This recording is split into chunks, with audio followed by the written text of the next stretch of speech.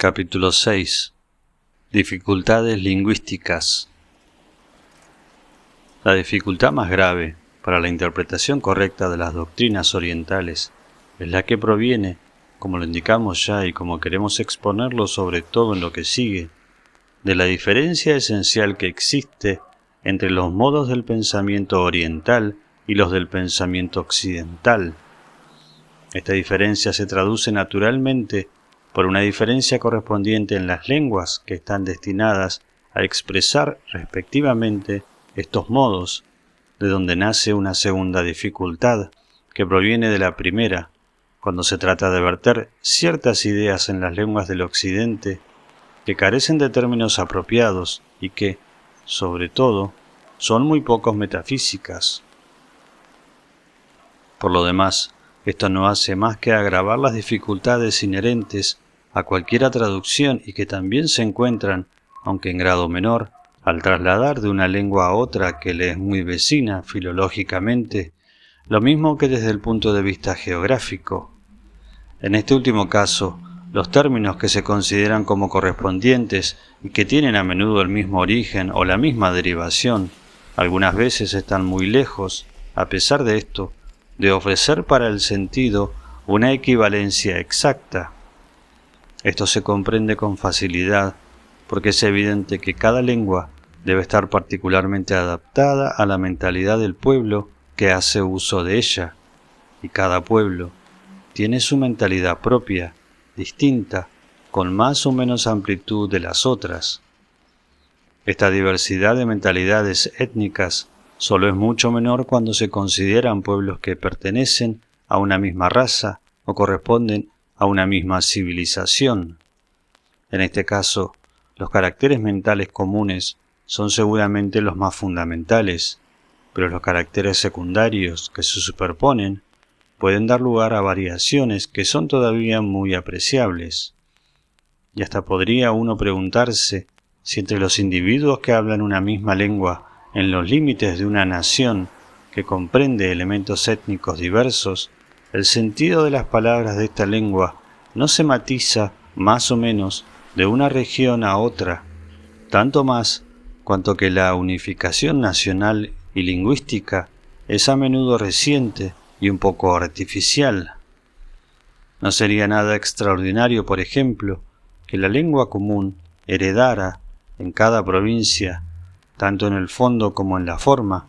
algunas particularidades del antiguo dialecto al cual se vino a sobreponer y al que reemplazó más o menos completamente.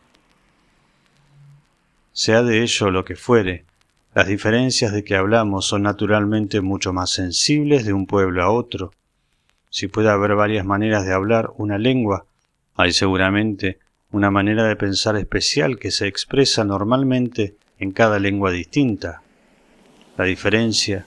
alcanza en cierto modo su máximo para lenguas muy diferentes unas de otras desde todo punto de vista,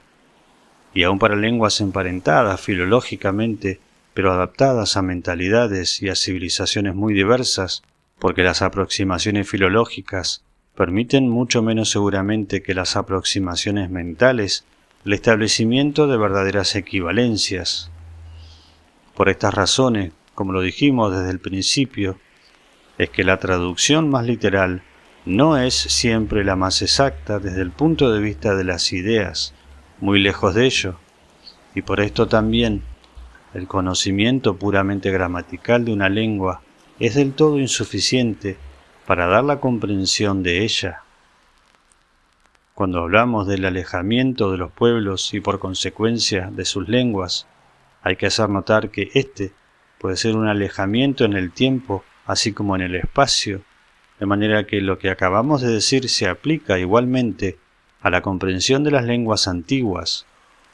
Más todavía, para un mismo pueblo, si acontece que su mentalidad sufra en el curso de su existencia modificaciones notables,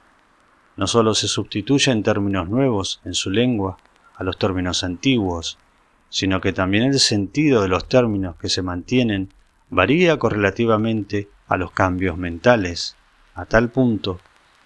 que en una lengua que ha permanecido casi idéntica en su forma exterior, las mismas palabras llegan a no responder ya a las mismas concepciones, y se necesitaría entonces, para restablecer su sentido, una verdadera traducción que reemplace las palabras que, sin embargo, están en uso todavía por otras palabras diferentes. La comparación de la lengua francesa del siglo XVII con la de nuestros días suministraría numerosos ejemplos. Debemos agregar que esto es verdad sobre todo para los pueblos occidentales, cuya mentalidad, como lo indicamos antes, es extremadamente inestable y cambiante. Y por otra parte, hay todavía una razón decisiva para que tal inconveniente no se presente en Oriente, o por lo menos se reduzca estrictamente al mínimo. Es que existe una demarcación muy neta entre las lenguas vulgares, que varían por fuerza en cierta medida para responder a las necesidades de uso corriente, y las lenguas que sirven para la exposición de las doctrinas, lenguas que están inmutablemente fijadas y que su destino pone al abrigo de todas las variaciones contingentes, lo que, por lo demás, disminuye aún la importancia de las consideraciones cronológicas. Se habría podido hasta cierto punto encontrar algo análogo en Europa en la época en que el latín se empleaba por lo general para la enseñanza y para los intercambios intelectuales. Una lengua que sirve para tal uso no puede ser llamada propiamente una lengua muerta, sino que es una lengua fijada, y esto es precisamente lo que constituye su gran ventaja, sin hablar de su comodidad para las relaciones internacionales, en las que las lenguas auxiliares artificiales que preconizan los modernos fracasaron siempre de manera fatal. Si podemos hablar de una fijeza inmutable, sobre todo en Oriente, y para la exposición de doctrinas cuya esencia es propiamente metafísica, es que en efecto estas doctrinas no evolucionan en el sentido occidental de esta palabra, lo que hace perfectamente inaplicable para ellas el empleo de cualquier método histórico. Por extraño e incomprensible que pueda parecer esto a los occidentales modernos, que consideran a toda costa creer en el progreso en todos los dominios, es sin embargo así, y si no se reconoce, está uno condenado a no comprender nunca nada del Oriente. Las doctrinas metafísicas no tienen por qué cambiar en su fondo, ni por qué perfeccionarse. Pueden solo desarrollarse bajo ciertos puntos de vista, recibiendo expresiones que son más particularmente apropiadas a cada uno de estos puntos de vista, pero se mantienen siempre en un espíritu rigurosamente tradicional. Si acontece, por excepción, que no sea así y que se produzca una desviación intelectual en un medio más o menos restringido, esta desviación, si es verdaderamente grave, no tarda en tener por consecuencia el abandono de la lengua tradicional en el medio en cuestión, donde se la reemplaza por un idioma de origen vulgar, pero que adquiere a su vez cierta fijeza relativa, porque la doctrina disidente tiende de manera espontánea a colocarse como tradición independiente, aunque, como es natural, desprovista de toda autoridad regular. El oriental, aun saliendo de las vías normales de su intelectualidad, no puede vivir sin una tradición o algo que haga veces de ella, y trataremos de hacer comprender en lo que sigue adelante todo lo que es para él la tradición bajo sus diversos aspectos. Ahí reside, por lo demás, una de las causas profundas de su menosprecio por el occidental,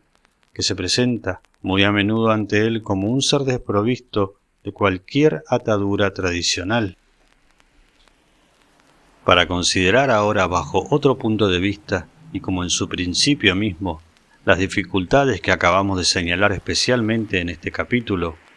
queremos decir que toda expresión de un pensamiento cualquiera es necesariamente imperfecta en sí misma, porque limita y restringe las concepciones para encerrarlas en una forma definida que nunca puede ser completamente adecuada,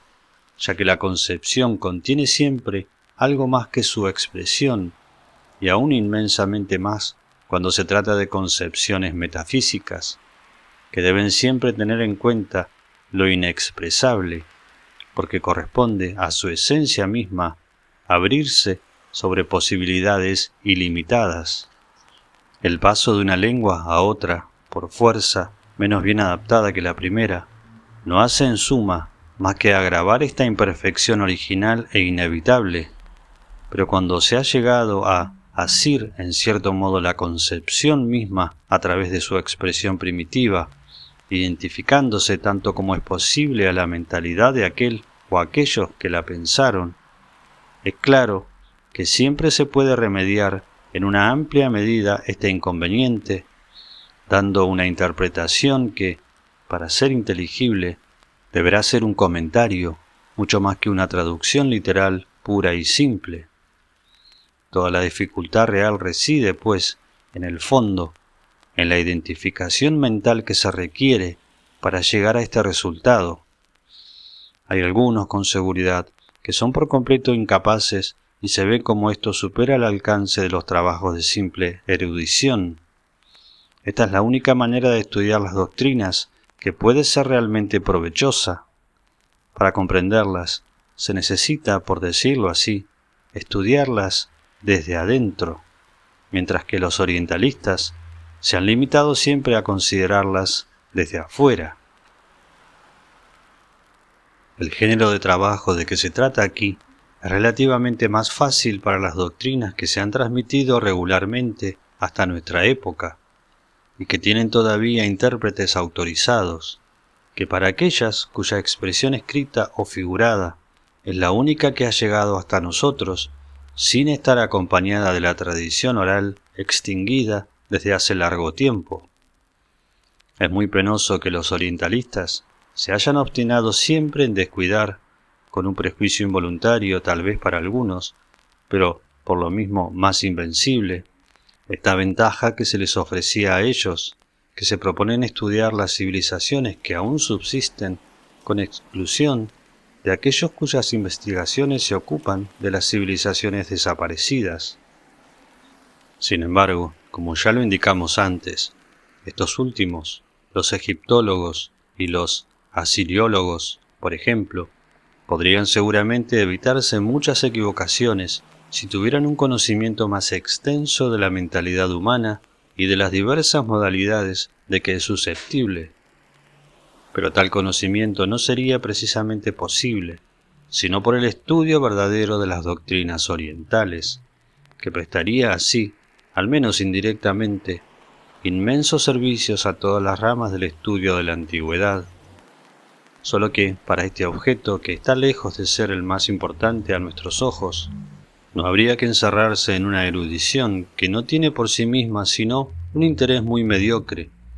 pero que es sin duda el solo dominio en el que se puede ejercer sin demasiados inconvenientes la actividad de los que no quieren o no pueden salir de los estrechos límites de la mentalidad occidental moderna. Esta es, lo repetimos una vez más, la razón esencial que hace los trabajos de los orientalistas en absoluto insuficientes para permitir la comprensión de una idea cualquiera y al mismo tiempo completamente inútiles, si no es que nocivos en ciertos casos, para un acercamiento intelectual entre Oriente y Occidente. Introducción general al estudio de las doctrinas hindúes. René Guénon, @audiolibro humano.